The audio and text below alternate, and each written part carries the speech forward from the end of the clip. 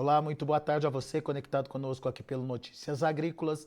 Está começando mais um boletim de mercado, olhando para o que está acontecendo com a soja lá na Bolsa de Chicago. Desculpe.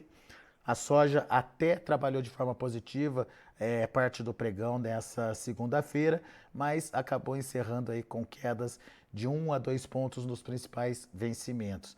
O trigo é que hoje teve uma derrocada bastante impressionante, quedas aí em torno de 13 até 16 pontos nos principais vencimentos, devolvendo praticamente todos os ganhos da semana passada. Enfim, o que está acontecendo em Chicago e como essas movimentações orientam o que pode acontecer com os preços daqui para frente. Perguntas para quem entende. Vamos chamar aqui para nossa conversa Ginaldo de Souza, lá do Grupo Laboro. Seja bem-vindo, viu, Ginaldo? Obrigado por nos atender mais uma vez e nos ajudar a contar um pouquinho do que está acontecendo com o preço em Chicago. Mas antes de falar de Chicago, Ginaldo, eu queria que você fizesse para a gente um resumo de tudo aquilo que vocês viram no Crop Tour, né, que aconteceu recentemente, Estados Unidos e Canadá, onde toda a movimentação, todas as informações foram trazidas aqui para o nosso público no Notícias Agrícolas. Mas só para a gente arrematar, né, Ginaldo, o que vocês observaram e o que você traz de destaque dessa última viagem, desse último Crop Tour. Seja bem-vindo, meu amigo. Boa tarde, Alex. Boa tarde, amigos e Notícias Agrícolas, parceiros, clientes da Laboro. É um grande prazer estar com vocês. Podemos, Alex, resumir nossa viagem, fazer um resumão da nossa viagem. Nós fizemos 4.100 quilômetros nos Estados Unidos, percorremos todo o meio oeste principal, ou seja, 82% da área agrícola americana, começando com Illinois, Indiana, Ohio, depois o Missouri, Iowa, Nebraska, Dakota do Sul, Minnesota, enfim. Foram 4.100 quilômetros, visitamos a feira em Boone, no estado de Iowa, e podemos dizer para vocês, analisando primeiramente os Estados Unidos, que a safra americana, de um certo modo, ela é grande, não tenham dúvida disso. Os números daí, 53, 51 bushos por acre, 183 para milho, é tranquilo. Agora, imagine vocês se as chuvas não tivessem falhado no mês de agosto. Porque o que aconteceu foi o seguinte, no início faltou chuva, depois choveu bem maio, junho e julho, entrou em agosto com o solo muito bom, muito úmido e tal, foi o que salvou. Porque agosto, sem dúvida nenhuma, foi um mês com deficiência de chuvas. Vamos dizer, lá pelo dia 10 de agosto, a gente percebeu e já vinha falando que realmente as lavouras estavam precisando de chuva, tanto é que os índices relativos, vamos dizer, à qualidade, no que diz respeito boas e excelentes, pararam de subir rapidamente, estacionaram aí nos 65% na soja, 64% no milho, e já o milho fechou naturalmente a polinização no mês de julho. Porém, a soja teria tido ainda um maior desempenho. O potencial da soja era, no mínimo, 2 buchos por acre a mais. Ou seja, no lugar de 53, seria 55. Aí você teria uma safra já mais próxima dos 130 milhões de toneladas. No entanto, vai ficar aí entre 124, 125, esse é o número que nós estamos estimando, é uma super safra, indiscutivelmente, o milho também é super safra, o trigo muito bem, em relação aos últimos anos, o trigo foi muito bem, então a safra americana não deixa nada a desejar. Porém, se não fossem as chuvas deficitárias durante o mês de agosto, seriam ainda maior, algo que seja, iria pesar mais ainda nos preços. Muito bem, o resumo dos Estados Unidos está aí. Depois você me corrija ou pergunte algo. vamos para o Canadá.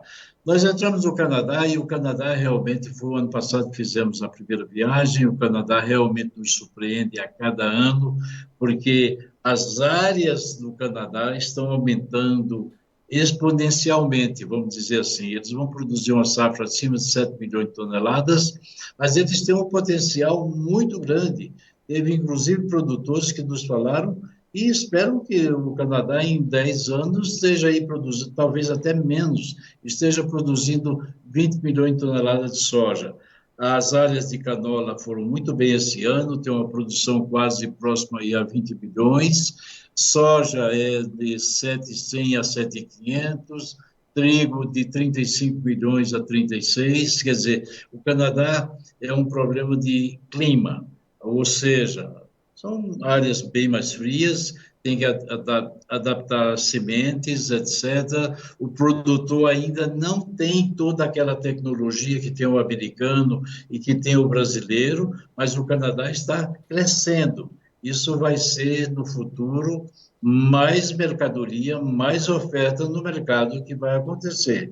Nós percorremos cerca de 2.000 quilômetros do Canadá e te digo com toda sinceridade, por onde passamos, com exceção, talvez, lá em Regina, lá no extremo oeste, o resto está muito bem, muito tranquilo, safra perfeita, safras enormes, tudo correndo muito bem. Esse ano, tudo conspirou a uma excelente safra, vamos dizer assim, no hemisfério norte, principalmente falando dos Estados Unidos e do Canadá. Então, é isso que nós vimos, Alex. Ou seja, se depender da safra americana, a safra americana está feita. Se depender de preços pela safra americana, os preços não podem subir, porque a oferta americana vai chegar ao mercado. Em mais 15 dias, a colheita já estará em pleno vapor, principalmente. Hoje nós teremos a relação de soja, ou seja, do Crop Progress, que deve mostrar que se cair na soja a qualidade boas e excelente vai cair 1 ponto percentual. Por quê? Porque não choveu no mês de agosto. Em setembro também quase não choveu. Então é isso que eu posso dizer para vocês. Safra americana, safra canadense, cheia na soja, cheia no milho, cheia no trigo. É isso que eu posso dizer a você, meus amigos. Show de bola, Ginaldo. E a gente percebe, portanto, uma oferta sendo construída aí de soja no mercado internacional mas por enquanto de olho no Brasil, né, Ginaldo? Afinal de contas, temos aí uma safra pronta para acontecer, mas ainda dependente das chuvas. Até que ponto isso é um problema e até que ponto isso ajuda a movimentar Chicago, Ginaldo? Deixa eu fazer um pequeno resumo. Nós, no começo de agosto, finalzinho de julho, os fundos de investimentos estavam acima de 600 mil contratos vendidos, entre soja, milho, trigo e óleo. Estavam ligeiramente comprados em farelo. Hoje, os fundos, pelo menos no relatório de sexta-feira, estão apenas com 302 mil contratos, vamos dizer, a metade do que tinha aí há 2 meses atrás, menos de 2 meses. Isso quer dizer que os fundos saíram da metade das suas posições vendidas. Isso deu um alento, porque eles saíram como? Eles estavam vendidos, continuam vendidos, mas eles saíram comprando. Isso fez com que os preços saíssem de 9,50 e fosse para 10,50, 10,30, 10,40 para o contrato, vamos dizer, novembro. Muito bem. Então, o que isso está acontecendo? Está dando um certo suporte. Por que os fundos saíram? Saíram da posição por essa ameaça de tempo, vamos dizer, no mês de agosto nos Estados Unidos, que não aconteceu algo muito sério, porque o solo americano estava muito bem durante o mês de julho e carregou, vamos dizer, a reserva hídrica, deu para que você fizesse, lá com 1 ou 2 chuvas que aconteceram, fizesse, vamos dizer, a parte de enchimento de vagem do grão. Mas o problema maior está aqui na América do Sul. O clima brasileiro, O clima argentino e o clima paraguai não estão nada 100% bem. Hoje, analisando a posição do ENSO, ou seja, o aspecto do fenômeno Laninha, você chega à conclusão, na medição que fizemos hoje, encontramos 0,2 negativo. Ora, 0,2 negativo significa dizer que o El Niño, basicamente, não foi embora, é neutro, e o Laninha não começou também, é neutro. Ou seja, estamos nesse momento com um fenômeno aí, um não saiu direito, o outro não entrou, não aconteceu nada, estamos aí. Mas a seca no Brasil, na Argentina e no Paraguai continua, principalmente no Brasil. Choveu o final de semana no Brasil, no sul, na região sul, choveu. Paraná choveu muito bem, Santa Catarina teve boas chuvas e o Rio Grande do Sul choveu parcialmente. Agora, do sudeste para cima, sudeste, centro-oeste e o Mato Piba, está sendo um problema, porque nós estamos vendo aí, não choveu, e as previsões climáticas que nós temos, 10 dias confirmando, não tem chuva para essas regiões, sudeste, centro-oeste e Mato Piba, e para 15 dias também não tem chuvas. Então, nós não sabemos.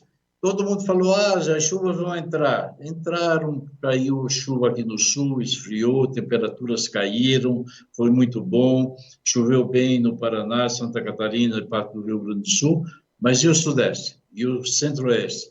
O Centro-Oeste tem que começar a pensar em plantar já nos próximos dias, e daí? Como é que fica essa situação? Então, esta questão, nós temos uma coisa que é negativa, que é a oferta que vai entrar lá nos Estados Unidos com a pressão de colheita daqui a 15 dias. E se daqui a 15 dias persistir o clima na América do Sul, vai acontecer, de um lado, um pressionando porque tem oferta, porque os fundos, ou melhor, a demanda, que não é lá essas coisas, vai começar a comprar a partir de novembro, dezembro, janeiro nos Estados Unidos, e, do outro lado, uma grande oferta que poderia vir da América do Sul, em dúvidas, porque o clima não está ajudando. Então, de um lado, pressão de venda e, de outro lado, pressão de colheita. Quem vai mandar mais? Se a seca continuar no Brasil, manda a seca, o preço sobe. Se normalizar no Brasil, tempo, as temperaturas, as chuvas, vai mandar mais a pressão de colheita, o mercado evidentemente cai. É isso que eu tenho para resumir para vocês, Alex. Nesse momento, então, a gente está muito focado em clima e andamento de colheita, ou início de colheita lá nos Estados Unidos. Clima na América do Sul, em especial no Brasil, e início da colheita lá nos Estados Unidos. Dependendo aí da evolução desses fatores, o preço vai ser determinado. Mas até lá, a ideia é o mercado ficar estável, Ginaldo? O mercado ficar estável, cair um pouquinho, sobe um pouquinho até lá. Porque você veja que são duas coisas, uma pesando sobre preço e a outra puxando preços para cima. Eu diria para você que, nesse exato momento, o mercado não vai fazer muita coisa, evidentemente, porque os fundos também reduziram substancialmente suas posições. Agora, se chegar lá na frente, tiver tudo correndo bem, os fundos vão apostar de novo, vão botar suas cartas, suas fichas, vendendo o mercado.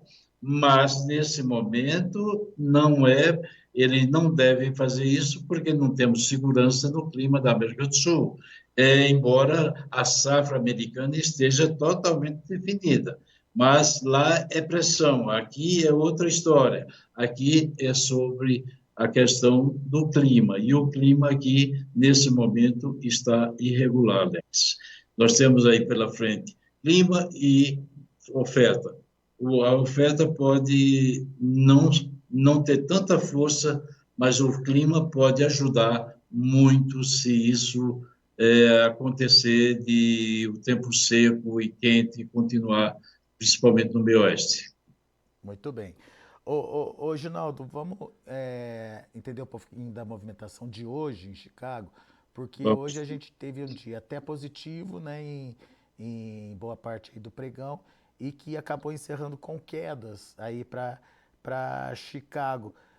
Tem a ver com o que aconteceu com o trigo, por exemplo? Eu comecei falando que trigo despecou 15, 14 pontos de queda aí nos principais vencimentos. Trigo afeta a soja de alguma forma, Ginaldo? Sim, o trigo temos dois aspectos importantíssimos. No final de semana, desde sexta-feira, a gente já estava pensando que a Rússia poderia se movimentar no sentido de contra-atacar a Ucrânia por questões de ataques que a Ucrânia fez, ou seja, revidar. Isso não aconteceu. Os portos da Ucrânia amanheceram trabalhando normal, e com isso daí o pessoal se deu conta que não iria ter qualquer revanche por parte da Rússia, então começou a vender. Aí vieram as informações sobre o trigo da Austrália, muito boa, safra de trigo, e o trigo do Canadá, está se falando acima de 36 milhões de toneladas, começou a pesar. Então, não houve pressão por parte da Rússia e houve pressão de venda, naturalmente, baseada na safra grande. Então, tudo isso aí ajudou a pesar no trigo e devolveu, basicamente, toda a alta que o trigo fez na sexta-feira. Foi isso daí o que aconteceu, ou seja, a oferta e as questões geopolíticas.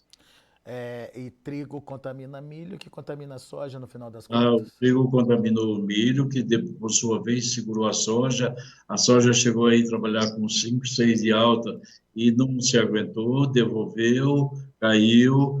E nesse exato momento a soja vai depender muito do clima aqui. A soja é o que tem mais força para crescer, assim como tem mais força também para cair se o clima se normalizar aqui na América do Sul. Boa. Ginaldo, e Brasil, hein? O que dá para a gente descrever sobre comercialização, preços por aqui? Enfim, hoje, por exemplo, a gente teve um dólar sem ajudar muito, né? E a gente vendo a soja voltar aí para os 5,50. Como é que estão os negócios por aqui? Se você analisar dólar ia 5,51, com Chicago nesse nível aí, nós tivemos aí, evidentemente, alguns preços para os portos, mas ficaram parados, porque Né? o mercado estava trabalhando em baixa, subiu um pouco, o dólar caiu, abafou a pequena alta, e de repente a alta que estava lá foi devolvida, então o mercado ficou muito parado sobre isso aí. Eu diria para você que nós, aqui no Brasil, estamos naturalmente com a comercialização um pouco truncada, e nesse exato momento a demanda está fraca, não está se... Há 15 dias atrás, nós estávamos aí praticando preços no porto aí de até 150, quando, na realidade, hoje o pagamento para 72 horas, no porto de Paranaguá era R$ 138. R$ 138. Nós estamos falando aí de mais de US$ 2 de queda em relação a o que tínhamos aí há 2 semanas atrás. Então, a comercialização está lenta e o produtor está aproveitando os ralis quando acontece para vender um pouco. Eu acho que está indo muito bem e nós devemos ter, naturalmente, uma comercialização melhor a hora que o dólar der de novo suporte. Mas tem um detalhe muito importante para o dólar. Amanhã e depois de amanhã tem a reunião do FED, do Banco do Central Americano. E a expectativa do mercado é que o dólar, que as taxas de juros caiam em torno de 0,5%. Nós já falamos ontem à noite, no comentário de ontem à noite, que essa tendência das taxas de juros é derrubar o dólar. E o dólar hoje, já por conta disso também, já antecipou, já caiu aqui no Brasil. E poderá cair um pouco mais a hora que os juros, se os juros forem confirmados, um corte nas taxas pelo Banco Central Americano. Então, o dólar vai ficar um pouco sob pressão. Na minha opinião, tem que ter fatos novos que possam mudar o comportamento do dólar. O dólar vai ficar nessa faixa de 5,40, 5,60 por um bom período. É esse o meu pensamento, Alex. Muito bem. Tá aí, portanto, a análise do mercado desse início de semana trazida pelo meu amigo Ginaldo de Souza, aqui para quem nos acompanha no Notícias Agrícolas. Obrigado pela audiência de todos que nos acompanham. Obviamente, a participação de vocês, a audiência de vocês faz a diferença. E, meu caro, vamos ficar de olho porque daqui a pouco tem relatório mostrando É ali verdade. condição de safra e possivelmente o andamento da colheita do milho, principalmente, né, Ginaldo, lá nos Estados Sim. Unidos? A colheita do vídeo já está a todo vapor, Alex. É, Meus amigos. vamos Soja, eu acompanhar. não sei se vai sair algum número, possivelmente saia, mas é muito pouco, porque o que nós vimos lá tinha muitas lavouras ainda em fase de, vamos dizer, de ciclo, mas a presença da colheita se dar-se-á, sem dúvida nenhuma, a partir da primeira semana de outubro, quando começa com força total, e naturalmente vai ajudar a pressionar o mercado. Pressionar o mercado desde que o clima, naturalmente, aqui esteja tranquilo. Se não estiver tranquilo, não vai pressionar coisa nenhuma. O mercado tende a reagir. Colheita nos Estados Unidos versus clima no Brasil são duas. Exatamente, Alex. É uma briga de gigantes. É isso aí, vamos ficar de olho. Meu amigo, obrigado mais uma vez pela Obrigado a você, disponibilidade. Alex. Volte Estimo as sempre. melhoras aí para sua garganta. Espero que você possa estar tranquilo para continuarmos nossas entrevistas futuras. É um prazer estar de volta aí. Foi uma viagem muito boa, um grupo excelente, o grupo que viajou conosco, que fez dessa vez Estados Unidos e Canadá.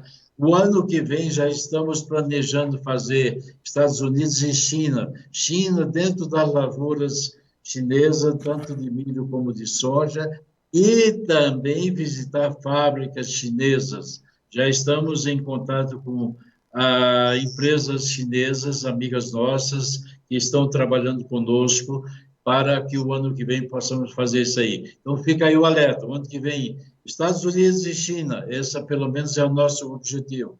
Eu e Daniel já conversamos sobre isso e estamos tratando para fazermos e trazermos informações de mercado sempre olhando pelo ângulo da tranquilidade, da verdade.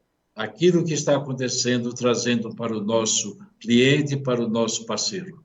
Um abraço a todos. Valeu, Ginaldo. Você sabe que o Crop Tour, esse nosso Crop Tour já virou referência, né? Tá todo mundo Com fica certeza. naquela expectativa para saber o que que vocês, o que que o grupo tá vendo ali e principalmente acompanhar. Tá que nem novela, viu, Ginaldo? Todo dia um capítulo novo, todo dia o pessoal ligado para saber o que que vai acontecer, o que que vem aí de novidade. Muito legal. Parabéns pelo trabalho. Ok. Um grande abraço a todos. Obrigado. Obrigado, Ginaldo. Tá aí, Ginaldo de Souza, Grupo Laboro, aqui com a gente no Notícias Agrícolas, trazendo as informações do mercado. Vamos ver os preços, como encerraram as negociações de hoje lá na Bolsa de Chicago. Como a gente já falou, novembro acabou encerrando com quase 2 pontos de queda, 10,04. Janeiro, 10,23, queda de 1,25. O março, 10,38, queda de 1 pontinho. E o maio, 10 dólares e 52, queda de 1 ponto.